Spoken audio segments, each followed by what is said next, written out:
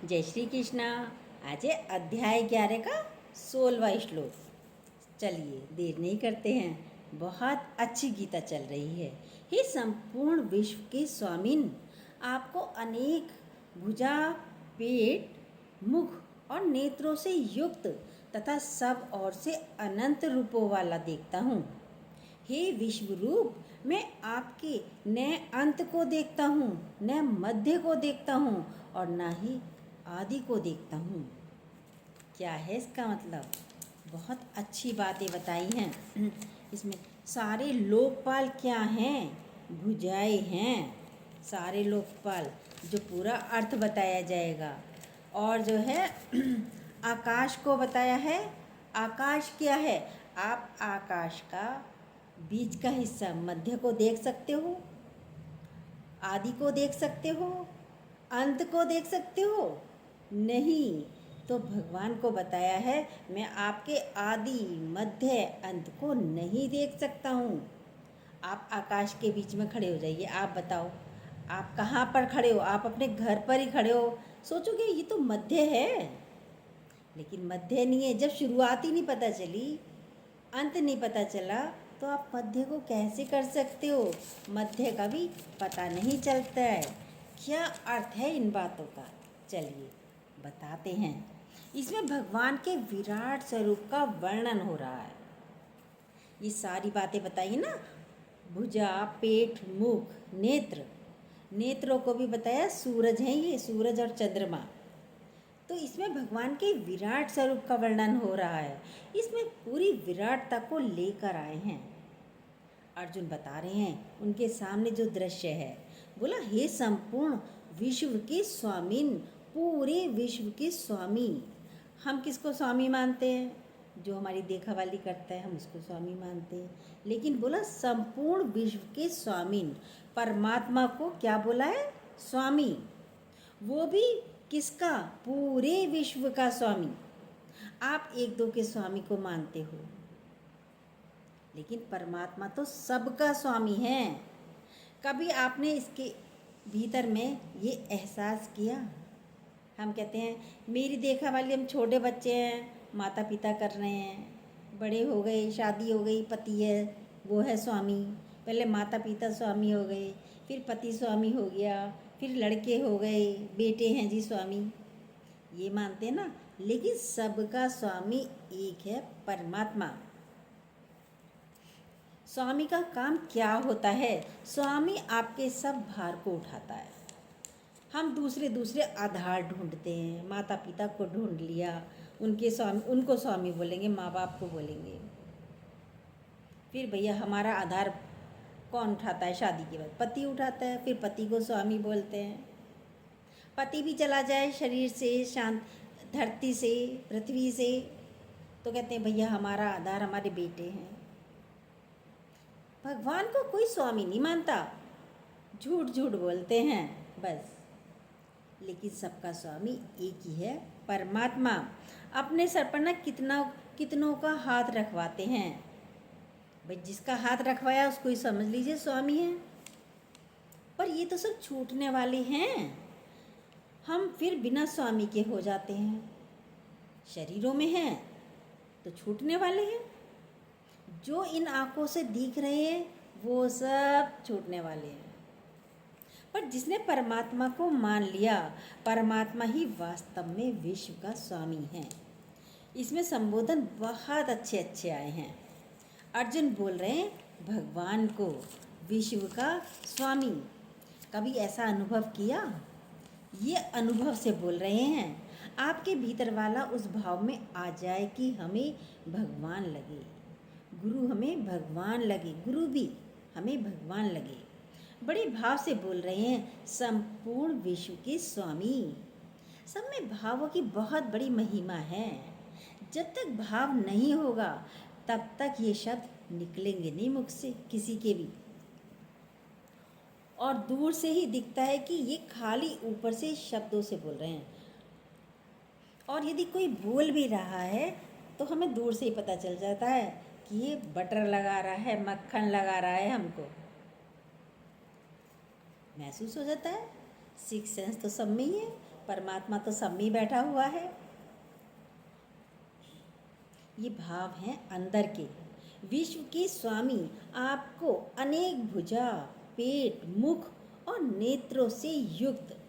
अब विराटता में बोल रही हैं। आप किसी को देखेंगे तो भाई हम किसी को देखेंगे तो उसका तो एक मुख, दो आंखें, दो कान, एक नाक, दो हाथ, दो पैर, एक पेट, यही नज़र आता है।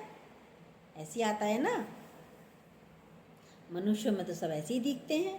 पर अर्जुन कह रहे हैं आपको अनेक भुजा, पेट, मुख और नेत्रों से युक्त सब ओर से अनंत रूपों वाला देख रहा हूँ मैं। अनंत रूप दिख रहे हैं आपके भगवान। एक नहीं अनेक भुजाएं हैं। ये पूरा संसार 23 तत्वों से बना है। तो ये सारे 23 तत्व हर एक के अंदर ही हैं। उस 23 तत्वों से जुड़ कर के विराट रूप बना है, एक से नहीं। 23 तत्व उन सबको जोड़ दीजिए। हम तो 5 तत्व बोलते हैं, लेकिन यहाँ बोला है 23 तत्व हैं संसार में। संसार में 23 तत्व हैं सब, लेकिन सब परमात्मा हैं। और जितने भी लोकपाल हैं जो काम करते हैं, जो लोकपाल हैं जो काम करते हैं, हम कहते हैं ना हमने काम किया। लोकपाल क्या है? सारे लोकपाल उनकी भुजाएं हैं। हम कहते हैं हम काम कर रहे हैं, ये उन्हीं के हाथ हैं, हमारे नहीं। इन्हीं में बैठकर वो सारी काम करते हैं। गुरुजी तो रोज़ समझाते हैं, आप नहीं कर रहे, भगवान कर रहा है, गुरु कर रहा है काम। कितना अच्छा बोला, सारे लोकपाल उनकी भुजाएं हैं। अनेक भुजाएं जो बोल रहे हैं, भुजाओं से क्या होता है? हम कार्य करते हैं। लोकपाल ये भुजाएं हैं। ये पूरा अंतरिक्ष इतना बड़ा, पूरा अंतरिक्ष इतना बड़ा क्या है? ये उनका पेट है। अंतरिक्ष क्या है? ये उनका पेट है। यानी पूरी सृष्टि को बोल रहे हैं, पूरी सृष्टि को बोल रहे हैं। और जितनी भी अग्नि हैं, 5 तत्व होते हैं ना, अब जितनी भी अग्नि हैं वो उनका मुख है। कहते हैं जठराग्नि, पेट के अंदर भी हमारे जठराग्नि है ना, अग्नि जल रही है ना।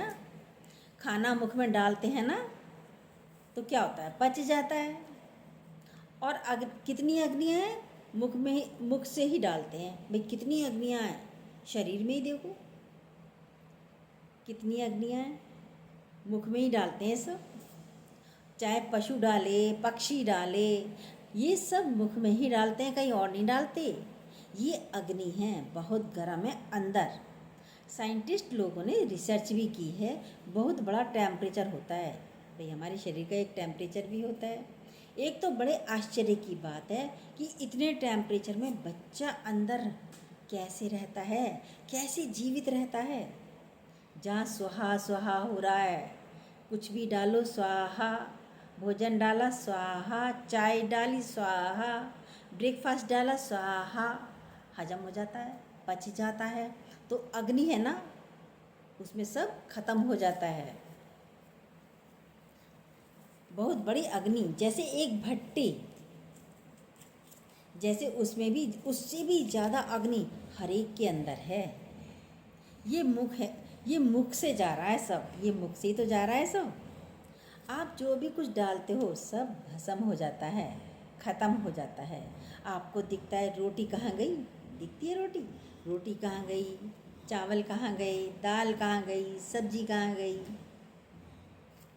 सब स्वाहा, सब स्वाहा हो जाता है।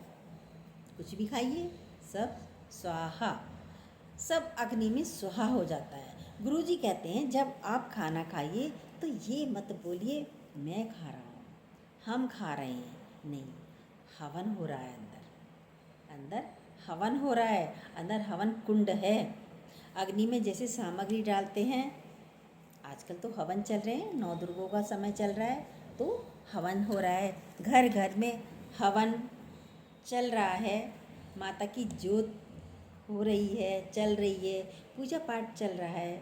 सभी अपने अपने घरों में कोई छोटा या कोई बड़ा हवन कर ही रहे हैं, तो सामग्री तो सभी कहते हैं, तो क्या होता है स्वाहा।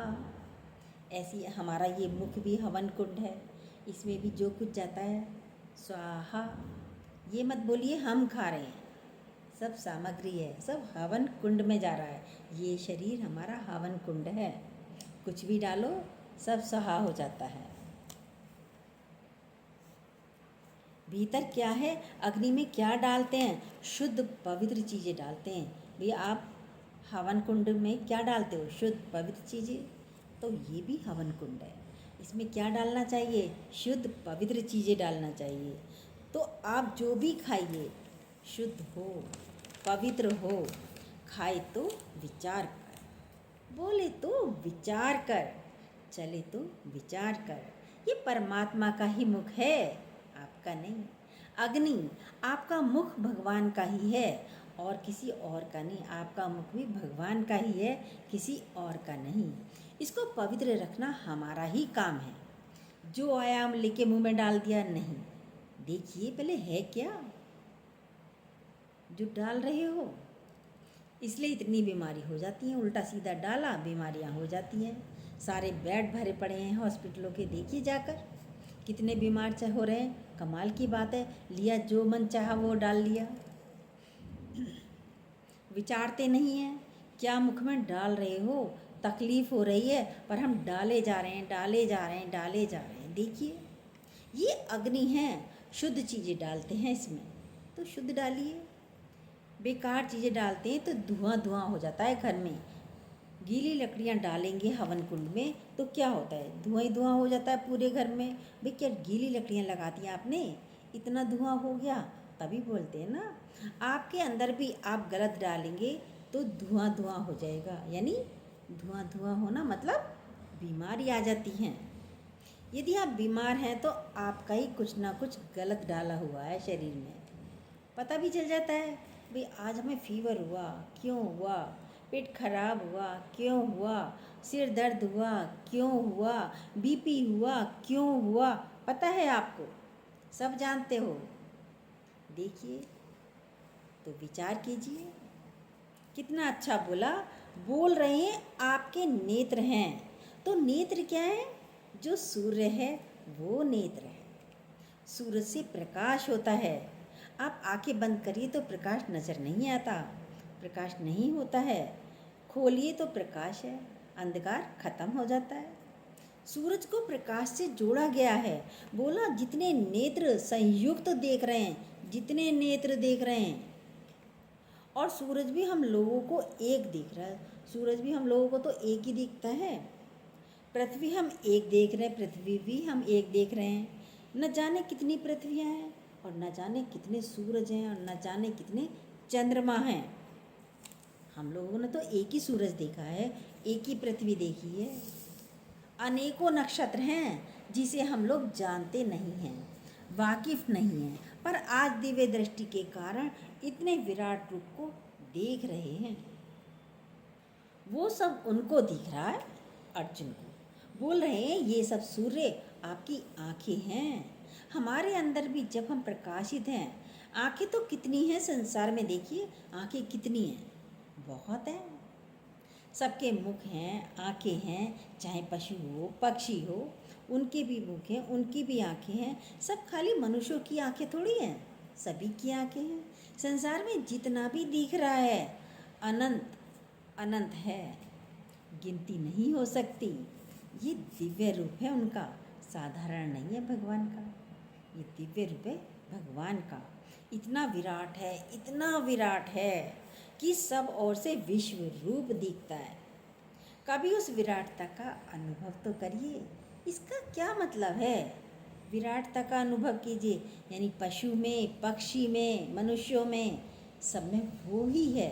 यही तो अनुभव करना है ही भगवान, है ही भगवान। यही विराट स्वरूप है भगवान का। जब वो बोल रहे हैं तो इतना सब देखकर उनकी जवान लड़खड़ा रही है। इतना सब जब देख रहे हैं विराट रूप तो उनकी जवान लड़खड़ा रही है।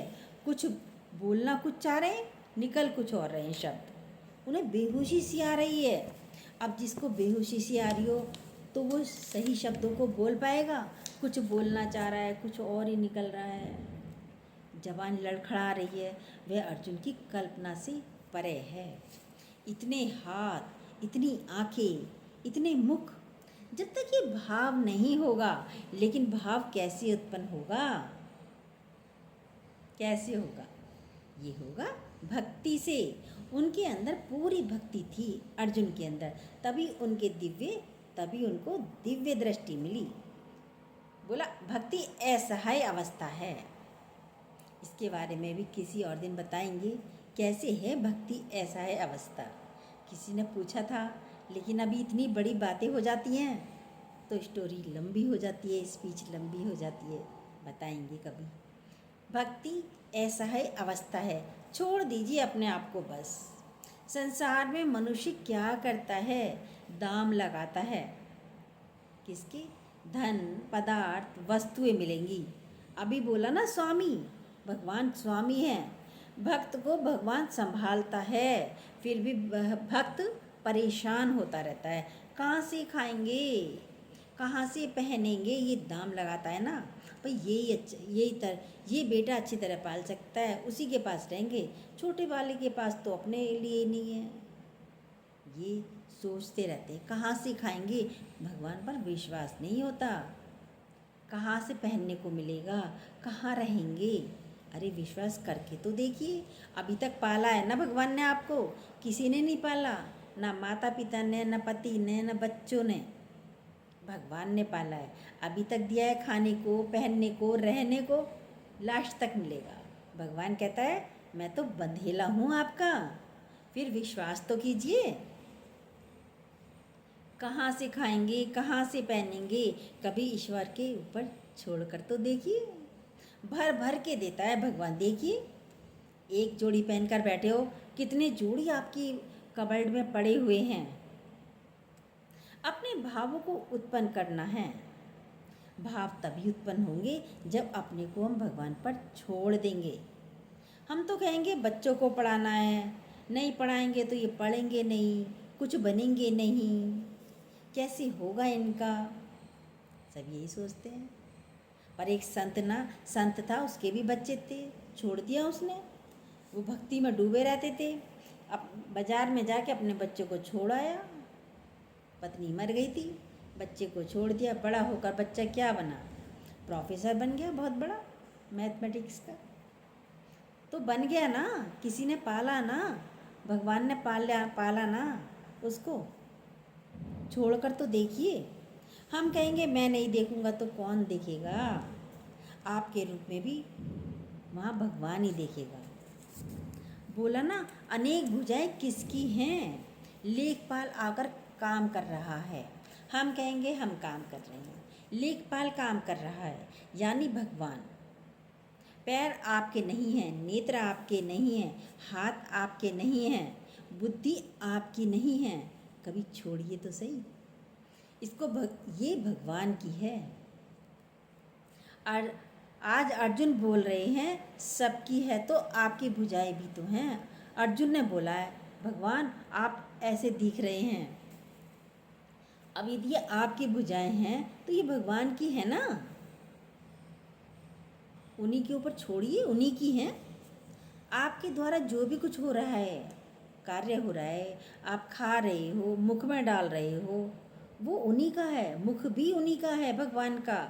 अर्पण भी उन्हीं को हो रहा है। आपका हर कार्य समर्पित भाव से हो, समर्पण तो हो आपका। ज्ञानी हर पल समर्पित भाव से में रहता है। हम कहेंगे हम खा रहे हैं। कितनी बार बात चलती है कि दुर्वासा ऋषि बोलते थे मैंने अन्न का दाना भी नहीं खाया। भाई पूरे के पूरे कई सारे टिफिन का खाना खा गए और कहते मैंने खाया ही नहीं, क्योंकि उन्हें पता है भगवान खाने वाला है, मैं खाने वाला नहीं। किसने खाया? परमात्मा ने। नदी भी नीची हो गई, गंगा का यमुना का पानी भी नीचे हो गया था। गोपियों ने कृष्ण से पूछा हम लोग कैसे जाएं दुर्वासा ऋषि तक भोजन लेकर? तो उन्होंने कह दिया यदि मैंने एक गोपी का मुख ना देखा हो तो यमुना मैया नीचे हो जाइयो। तो यमुना जी नीचे हो गई। अब गोपियाँ तो बड़ी परेशान, सारे दिन हम इसके साथ रहते हैं कृष्ण के, और कहता मुख ना देखा। तो कैसे मुख नहीं देखा, ये सोचिए, क्योंकि उन्होंने देखा ही भगवान। गोपियाँ भी हमारा सारा दिन हमारे साथ ही रहती थी, जबकि गोपियों के मन में तो ये चला, हम तो सारा दिन कृष्ण के साथ ही रहते हैं। और कहता है मुख नहीं देखा। नदी यमुना जी नीचे हो गई, क्योंकि वो जानते हैं मैं नहीं देख रहा हूँ। देखने वाला कौन है? परमात्मा। हमारे द्वारा वो देख रहा है, भगवान देख रहा है। आप अच्छा देख रहे हो, बुरा देख रहे हो, सब छोड़ दीजिए, भगवान के ऊपर सब छोड़ दीजिए। देखा उसने, मैंने नहीं देखा, तो वो कह सकते हैं।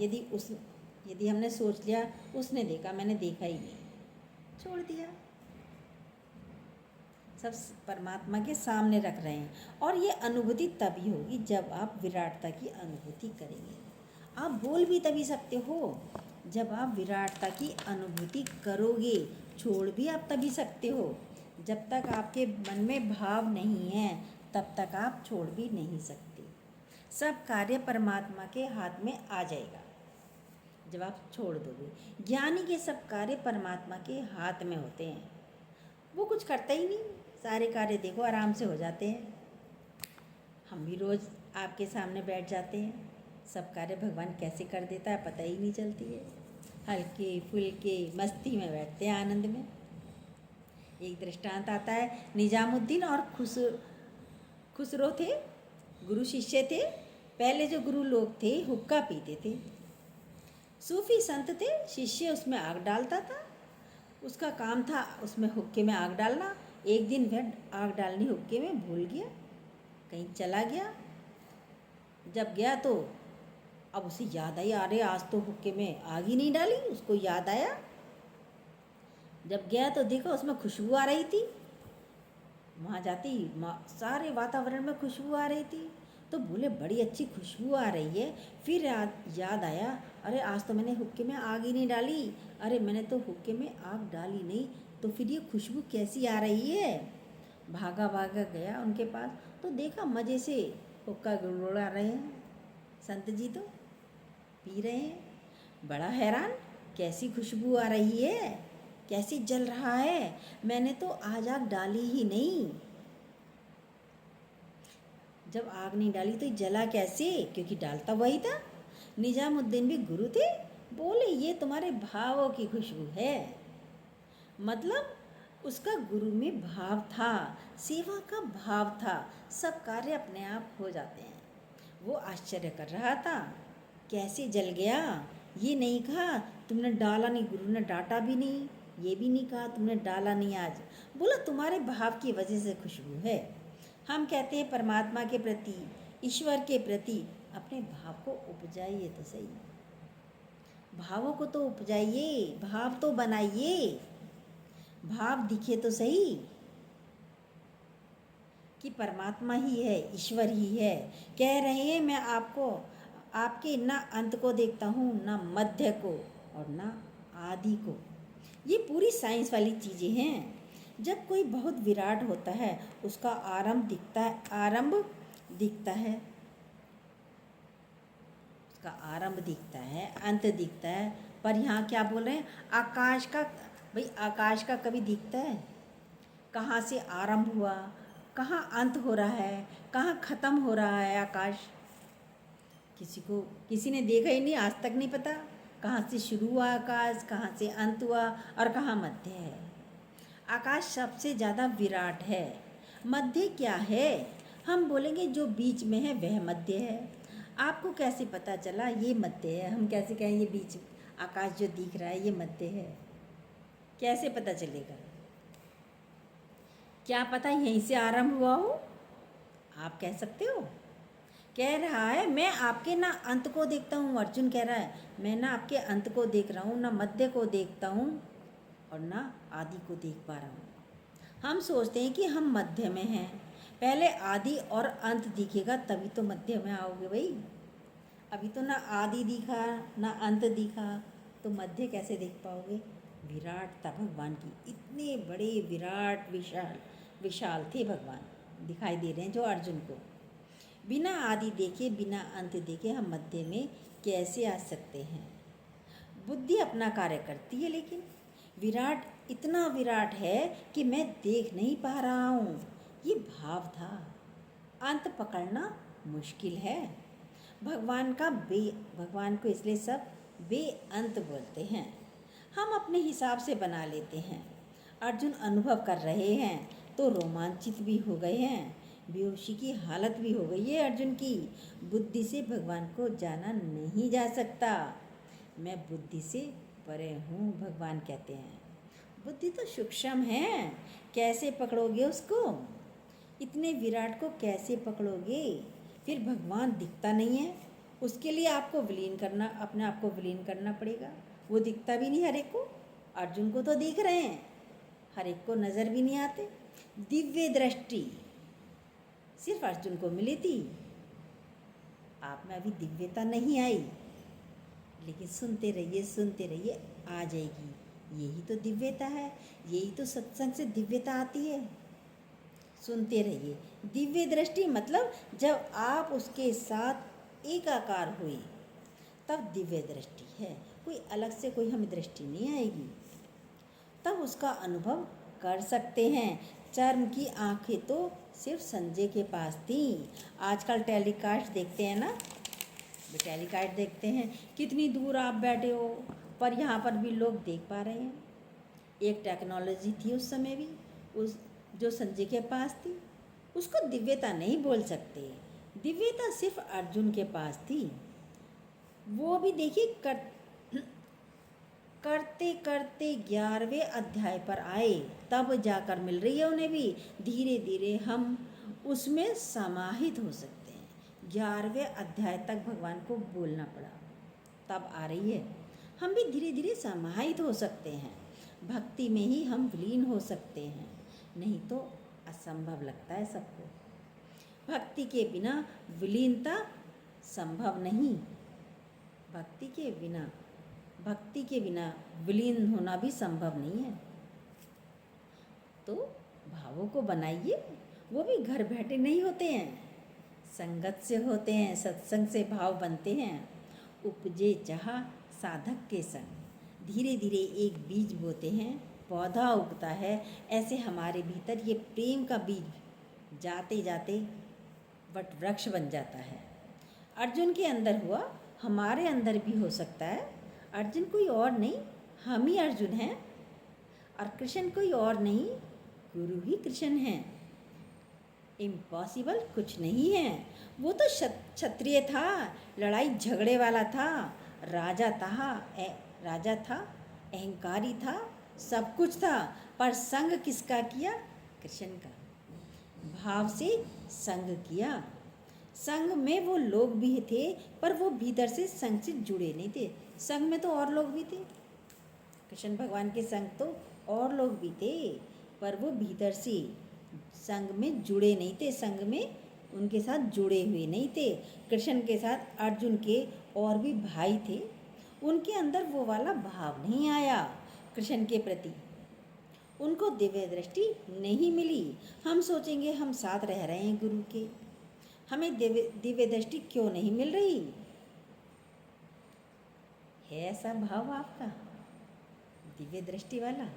पहले अपने भावों को जागृत कीजिए, उपजाइए। बिना भाव के दिव्य दृष्टि संभव नहीं हो सकती।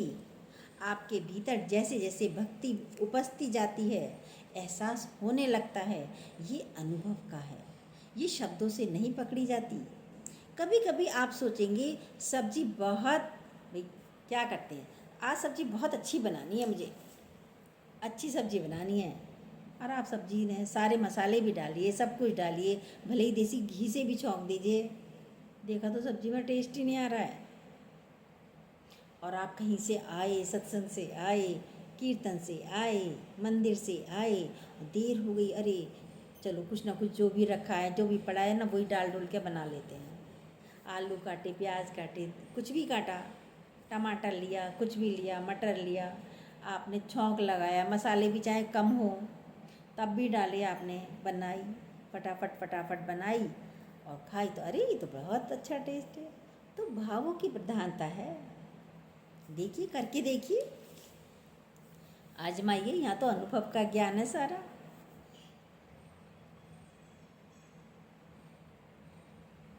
कि भगवान कर रहा है, तो आपका सारे काम बढ़िया होंगे। आप किसी काम को भी करिए, बोलिए भगवान कर रहा है, तो आपके सारे काम बहुत अच्छे होंगे। ये आपके अनुभव का ही है। कैसे रिजल्ट अच्छा आ गया? कैसे आ गया? कैसे हो गया इतना काम? शादी लेके बैठी, बड़ी जी घबरा रहा था, कैसे हो गया काम पता ही नहीं चला। कौन करने वाला है? कहते हैं पता नहीं चलता, पता नहीं चला क्या कैसे हो गया। एक लड़की आई गुरुजी के पास, कहती मुझे एग्ज़ाम में जाना है, मुझे घबराहट हो रही है, कैसे करूँगी? होशियार तो थी पर घबराहट हो रही है। होती है, बच्चों को एग्ज़ाम में हो जाती है। बोला आप कर लिखने वाली नहीं हो, जब लिखोगी तो सोचना गुरुजी लिख रहे हैं। और लिखती चली गई, लिखती चली गई, आई रिजल्ट भी अच्छा हो गया। पेपर दे के आई तुरंत गुरु के पास, पता नहीं चला गुरुजी कैसे हो गए, सब लिखती चली गई, पेपर बहुत अच्छा हो गया। तो देखिए तो सही कौन कर रहा है। बीच में भगवान को तो जोड़िए, लेकिन हम बीच में अपने को जोड़ देते हैं। ये सब भुजाएं किसकी हैं? उसी की हैं, भगवान की हैं। नेत्र उसी के हैं, सब कुछ उसी का है। उसका आदि है, न मध्य है, न अंत है। विराटता को हम पकड़ नहीं सकते, सिर्फ फील कर सकते हैं। उसमें आइए, हर कार्य में तो हर कार्य वही कर रहा है। उसी की आँखें हैं, उसी का मुख है, उसी के ये लेखपाल हैं, भुजाएं हैं, हाथ हैं, पैर हैं, पेट है, बुद्धि भी उसी की है। अपना भाव तो बनाइए, हर कार्य आपके बहुत अच्छे होंगे। जय श्री कृष्णा। जो न्यू हो प्लीज़ सब्सक्राइब कीजिएगा, बेल को दोबारा प्रेस ज़रूर कीजिएगा और अपने लाइक कमेंट ज़रूर दीजिएगा।